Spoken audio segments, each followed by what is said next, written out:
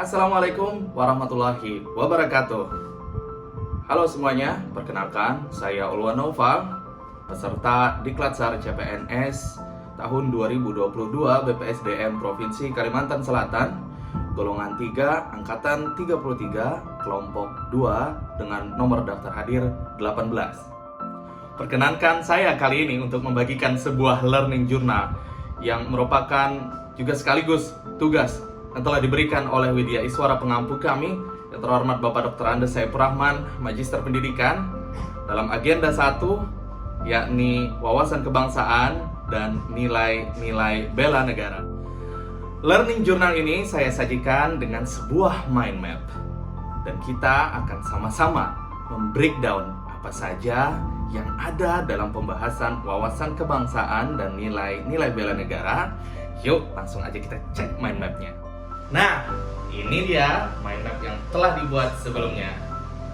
Wawasan kebangsaan dan nilai-nilai bela negara. Terdapat 3 pokok bahasan utama dalam agenda 1 ini. Apa aja itu? Yang pertama adalah bela negara, yang kedua adalah wawasan kebangsaan, dan yang terakhir adalah implementasinya. Apa aja sih yang ada di dalam ketiga pokok bahasan tersebut? Yuk sama-sama kita bedah. Nah teman-teman, sekarang kita masuk ke bagian yang pertama, yaitu bela negara. Setidaknya ada 4 bahasan utama di dalam bela negara. Yang pertama adalah sejarah, yang kedua adalah 4 konsensus dasar berbangsa dan bernegara, dan yang ketiga adalah bendera, bahasa, lambang negara, dan lagu kebangsaan, serta yang terakhir adalah manajemen pemerintahan negara. Yuk kita bahas satu-satu, apa aja sih yang ada di dalamnya lagi. Yang pertama adalah sejarah. Beberapa titik penting dalam sejarah bangsa Indonesia. Pada tanggal 20 Mei 1908, puluhan anak muda berkumpul di Aula Stovia. Dalam pertemuan itu mereka sepakat mendirikan organisasi Budi Utomo, dan hingga hari ini tanggal 20 Mei ditetapkan sebagai Hari Kebangkitan Nasional. Berikutnya, Perhimpunan Indonesia yang merupakan organisasi pergerakan nasional pertama yang menggunakan istilah Indonesia, didirikan pada tanggal 25 Oktober 1908 di Leiden, Belanda.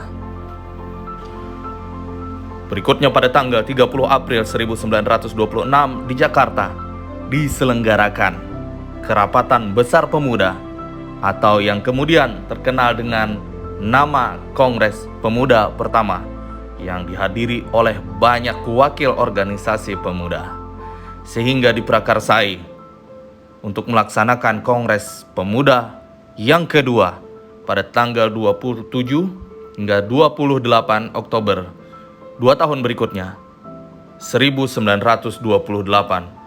Dan hingga saat ini, hasil keputusan dari Kongres Pemuda yang kedua yang sangat kita kenal adalah Sumpah Pemuda, di mana putra-putri Indonesia bertumpah darah satu tanah air Indonesia, berbangsa satu bangsa Indonesia, dan menjunjung bahasa persatuan bahasa Indonesia. Pada 1 Maret 1945, dalam situasi kritis, Letnan Jenderal Kumakichi Harada, pimpinan pemerintah pendudukan Jepang di Jawa, mengumumkan pembentukan Badan Penyelidik Usaha-Usaha Persiapan Kemerdekaan Indonesia. Hingga akhirnya dibentuklah pada tanggal 7 Agustus 1945 PPKI, atau Panitia Persiapan Kemerdekaan Indonesia. Itulah tadi sejarah singkat berdirinya Negara Kesatuan Republik Indonesia. Dan kita akan beranjak ke pembahasan berikutnya.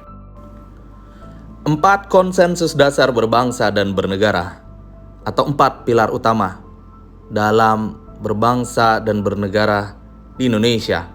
Yang pertama adalah Pancasila, yang kedua adalah Undang-Undang Dasar 1945, ketiga adalah Bhinneka Tunggal Ika, dan yang terakhir adalah Negara Kesatuan Republik Indonesia sendiri, di mana Pancasila merupakan ideologi negara, adalah hal-hal yang fundamental bagi keberlangsungan, keutuhan, dan kejayaan Indonesia.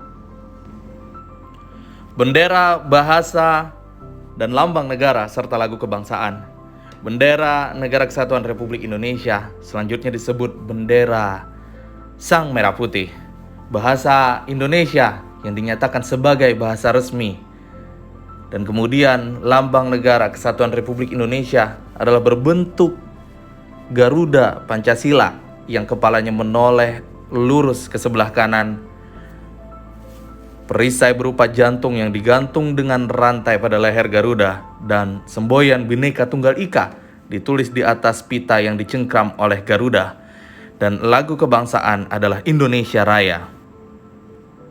Semuanya adalah merupakan jati diri bangsa yang telah diatur dalam Undang-Undang Republik Indonesia Nomor 24 Tahun 2009. Manajemen pemerintah negara. Di Republik Indonesia, pemerintah memiliki fungsi secara umum yaitu melayani masyarakat, mengayomi masyarakat, dan memberdayakan masyarakat. Kemudian memiliki fungsi-fungsi khusus lagi dalam lembaga-lembaga negara seperti MPR yang memiliki fungsi konstitutif, Presiden memiliki fungsi eksekutif, DPR dan DPD sebagai fungsi legislatif, BPK sebagai fungsi auditif, dan Mahkamah Agung serta Mahkamah Konstitusi sebagai fungsi yudikatif, di mana keseluruhan memiliki tugas nasional, yaitu melindungi segenap bangsa dan tumpah darah Indonesia, memajukan kesejahteraan umum, mencerdaskan kehidupan bangsa, dan ikut melaksanakan ketertiban dunia. Sehingga tercapailah cita-cita atau tujuan nasional, yaitu negara Indonesia yang merdeka, bersatu, berdaulat, adil, dan makmur. Mari kita beranjak ke pembahasan berikutnya, yaitu wawasan kebangsaan. Di mana wawasan kebangsaan terdapat 5 poin penting.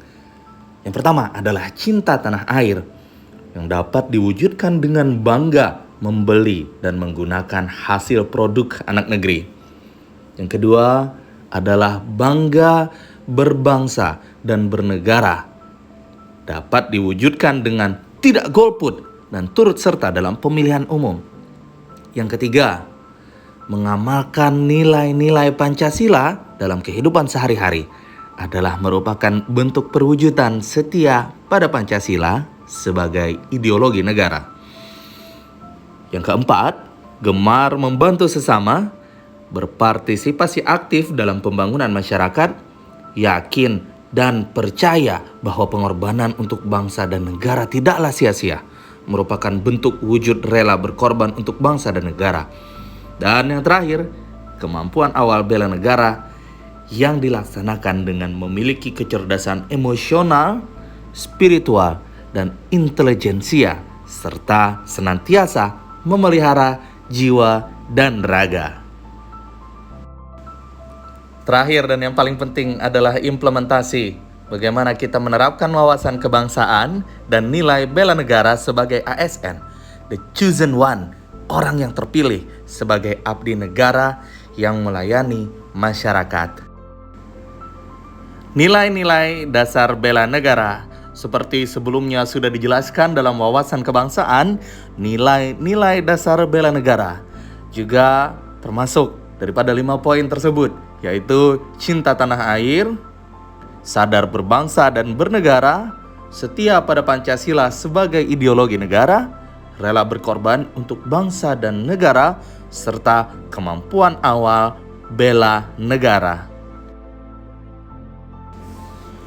Kemudian kita implementasi dalam nilai-nilai dasar ASN, yaitu harus memegang teguh ideologi Pancasila, setia mempertahankan Undang-Undang Dasar Negara Republik Indonesia tahun 1945 serta pemerintahan yang sah, mengabdi kepada negara dan rakyat Indonesia, menjalankan tugas secara profesional dan tidak berpihak, membuat keputusan berdasarkan prinsip keahlian, memelihara dan menjunjung tinggi standar etika yang luhur, mempertanggungjawabkan tindakan dan kinerja kepada publik, memiliki kemampuan dalam melaksanakan kebijakan program pemerintah, memberikan layanan kepada publik secara jujur, tanggap, cepat, tepat, akurat, berdaya guna, berhasil guna, dan santun.